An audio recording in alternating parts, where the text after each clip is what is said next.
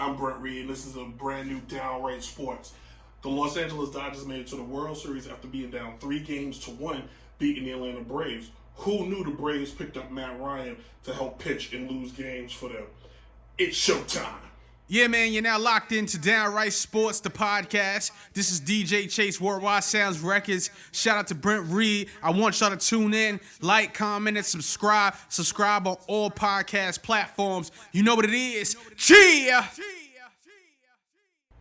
Welcome, everybody, to all new Downright Sports. I'm your host, Brent Reid. If you've never seen the show before, it is a show from a sports fan giving you his thoughts and breaking it down and critiquing things like a sports fan would. Today's show is the World Series breakdown show. The 2020 World Series begins tomorrow. The two teams that are going to be playing will be the Los Angeles Dodgers taking on the Tampa Bay Rays. The game will be played in Arlington, Texas from that new stadium down in there, Texas, if you're here. How did we get here? Well, the Tampa Bay Rays, they would take part by beating the Toronto Blue Jays. Then they would beat the New York Yankees. And then they would beat the Houston Astros. Their last two series were tough. The Yankees took them to 5, and the Astros took them to 7. After they were down 3 games to none, the Astros decided to see if they could pull an a la Red Sox from 2004. A year in infamy, I still can't really say without gritting my teeth, but they tried to channel that, and it didn't happen. Tampa Bay would ultimately prevail and win. For the National League side of things, the Dodgers would beat Milwaukee, then they would beat the Padres, and then they would run into the Atlanta Braves, who decided that being up 3 games was enough and that they didn't have to do anything else, all except for win the 4th game. They let the Dodgers back in, and the Dodgers would ultimately win in 7 games. A big home run from Cody Bellinger, who took them deep, and ended up winning them the game in Game 7. It wasn't a walk-off, but it was a beautiful home run, if you will. These two teams have never faced each other in the World Series ever.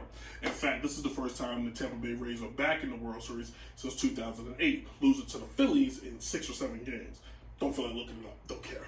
This is the first time the Dodgers are back in the World Series since 2018.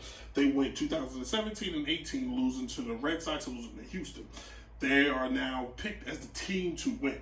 They have the pieces, if you will, to kind of get it done.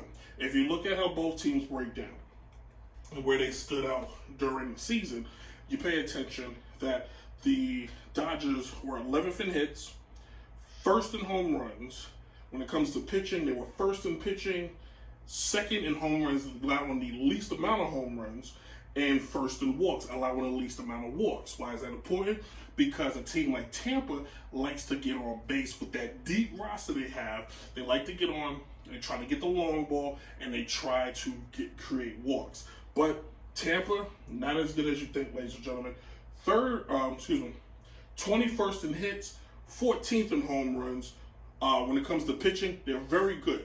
That's their bread and butter. They're 3rd in pitching, but 19th in home runs giving up. So you're facing the Dodgers team that was 1st in home runs, and you're not very good at keeping that ball in the ballpark. You're asking the Dodgers to sit back, wait for their pitch, and tee off. As far as errors go, they're 17th in errors. That's because that team plays guys in any position. They have that analytics philosophy, just playing a guy in and let him work. Now, you're asking yourself, well, they don't know each other, but they do. Mookie Betts, a possible league MVP and potentially a World Series MVP, has faced Tampa for a number of years while he played back in Boston.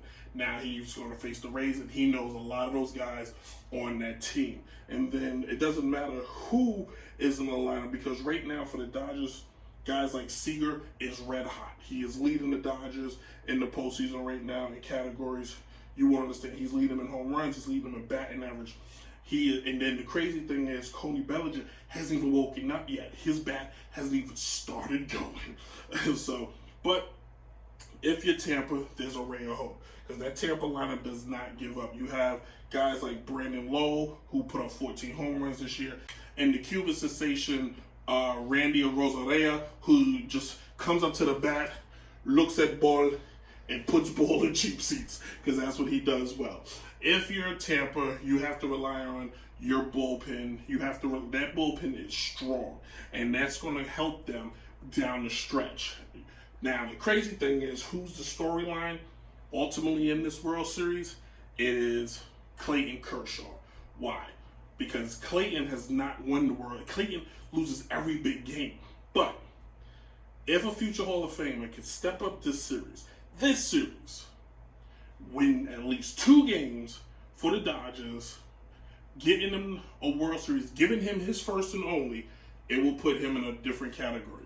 If Clayton Kershaw does not win this World Series and they lose, or they win and he stinks up the bed, we have to start reevaluating what his place is in history. Because right now, he's looked at being potentially in the top 20 as pitchers of all time. He doesn't win. Maybe he's not even in the top. He's just a very good pitcher that has the hits. Greg Maddux, still a Hall of Famer, but has a bad playoff record. Go check it out. Anyway, who do I have down to? Who do you think? Who am I going to pick to win the World Series? I know that's what you all want to know. Who will win it all? Well, I will tell you. And hence I'm going to tell you. I'm going to walk off. When I come back, I'm going to wear the hat of the team I think is going to win.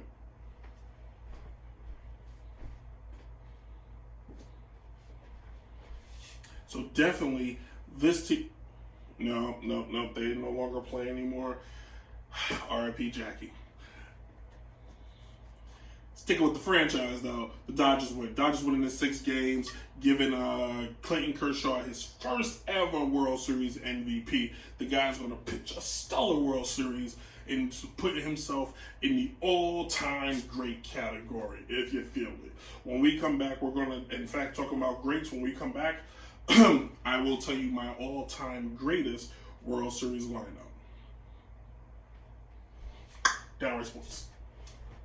All right, so I decided with the World Series coming up and the World Series being over 100-something years old, who would be the all-time great World Series lineup?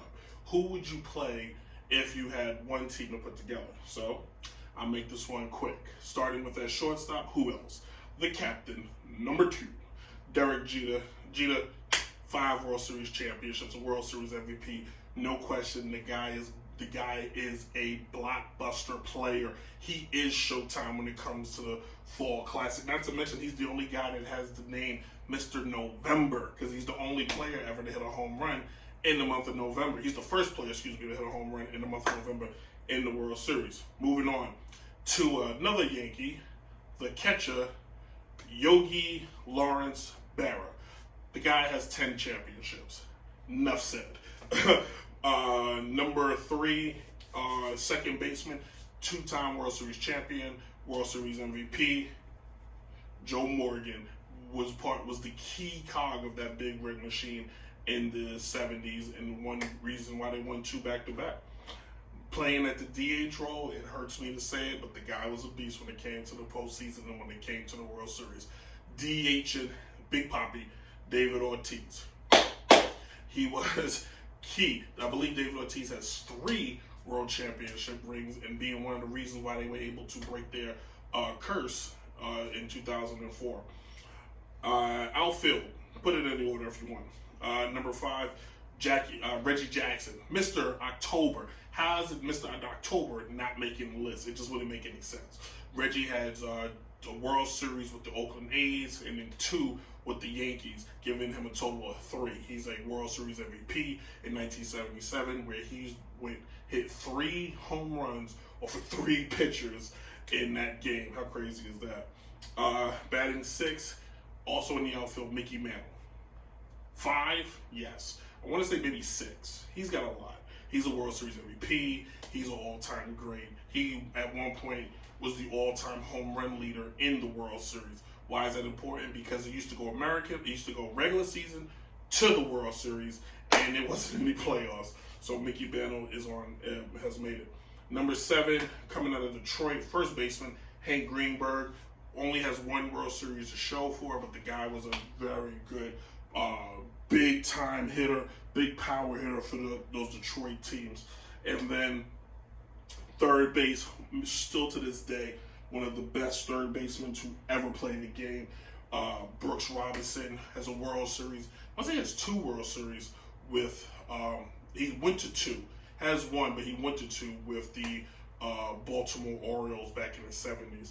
And then finally, he actually could be a leadoff, but we put him, because I like some speed at the bottom of the lineup.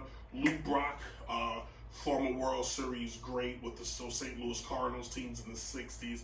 The guy is a fantastic outfielder and one of the best. Now, the question is, who pitches this one-game imagination? Well, there's only one man you put on the hill, and that's Bob Gibson. Why? Because if there was a 7-game, Bob would pitch all 7 if he could. Bob Gibson, no question, he pitched a game to get the Cardinals into the playoffs, to the World Series. Pitched game 1, pitched a relief in game 3, and then I want to say he pitched game 6. Some crazy thing like that. Bob Gibson is one of the greatest to ever do it, and we lost him this year. We lost him, we lost Luke Brock, and we lost Joe Morgan. Wow. And you need somebody to close the game. Bob could go 9, but when you have Manuel Rivera, the hammer of Thor, you don't need anybody to go 9. So Rivera will be closing the game. Now, who manages these guys? Who coaches these guys? Well, the manager, Joe Torre. As we call him, the boss.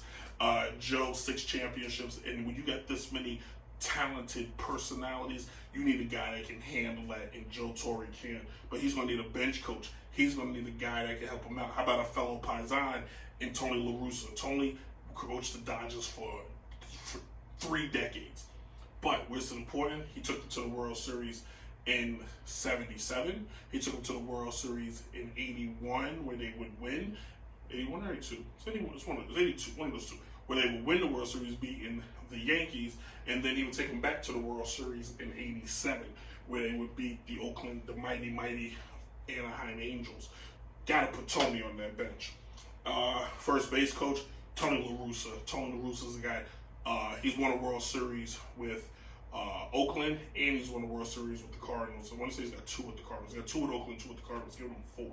And then finally, you need a third base coach. How about a guy that won with 2 different teams in 2 different leagues, was the first and only to do it? Sparky Anderson. He won with the Big Red Machine in Cincinnati in 75 and 76.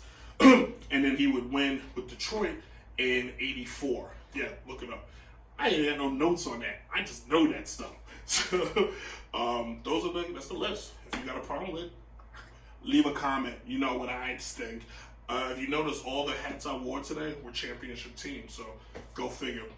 Downright Sports will be back next week for a special Halloween show. Ooh. That want to be fun, so stay tuned for that one. We're going to have a lot of fun with that. Enjoy Dodgers in 6. And next year, hopefully, the Yankees will be back here, and I'll be previewing them. All right, have fun. Enjoy. Be safe. And we'll see you guys next week. Deuces.